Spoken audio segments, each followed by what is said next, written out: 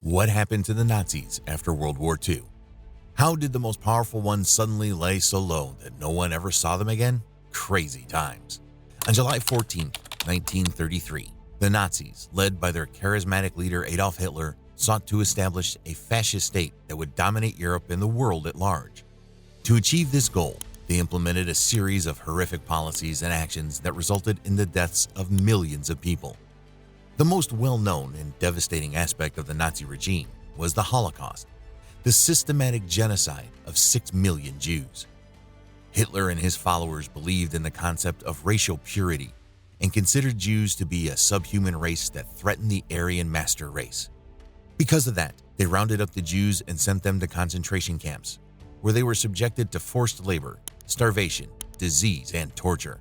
Many were also sent to gas chambers, where they were killed in massive numbers using poisonous gas. How horrible!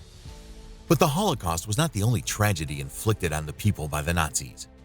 These guys also targeted other groups considered undesirable, including Roma, homosexuals, people with disabilities, and political dissidents, sending them to concentration camps and treating them similarly to the Jews.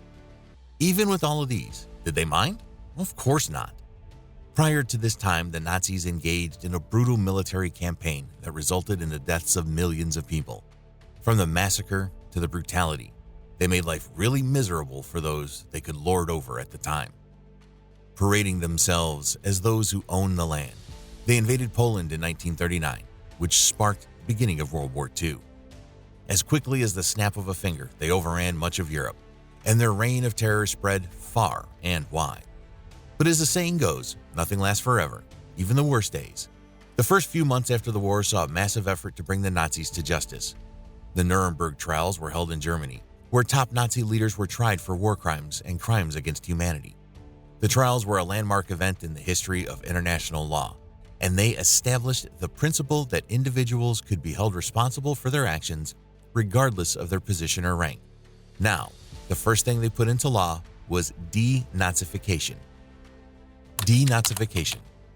After World War II, the Allied powers, the United States, Great Britain, France, and the Soviet Union, sought to dismantle the Nazi regime in Germany and prevent any future resurgence of Nazism. To accomplish this goal, the Allies embarked on a process called denazification, which aimed to remove Nazi ideology and influence from German society. Denazification was a massive undertaking that involved a range of measures, from criminal prosecutions to educational initiatives. At the heart of the process was the idea that the German people needed to be educated about the true nature of Nazism and its atrocities, and that those who had actively supported or participated in Nazi crimes needed to be held accountable. The Allies established a range of educational initiatives, including the distribution of anti-Nazi propaganda, the screening of films about the Holocaust, and the inclusion of anti-Nazi content in school curricula.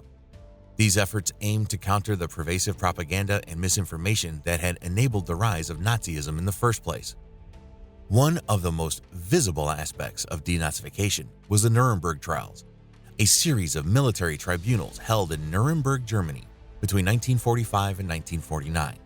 The trials prosecuted high-ranking Nazi officials and military leaders for war crimes, crimes against peace, and crimes against humanity. These trials were significant for bringing justice to the victims of Nazi atrocities and establishing the principle of individual responsibility for war crimes, which would become a cornerstone of international law. Another key aspect of denazification was the removal of Nazi symbols and propaganda from public spaces. This included the removal of swastikas and other Nazi symbols from public buildings and monuments, as well as the destruction of Nazi books and other materials. These measures aimed to prevent any future glorification of Nazism and to ensure that the horrors of the Nazi era were forever forgotten. Denazification was not without its challenges. Several high-ranking Nazis, including Adolf Hitler, committed suicide before they could be brought to justice. Others, like Hermann Göring, were sentenced to death by hanging. Many more were sentenced to long prison or executed for their crimes. But what happened to the lower-level Nazis? The ones who were not as high-ranking as Hitler or Göring, but still played a role in the atrocities committed during the war. Some of them managed to escape justice by fleeing Germany and seeking refuge in other countries. Others were arrested and tried in their home countries for war crimes and crimes against humanity. One such case was that of Klaus Barbie, also known as the Butcher of Lyon.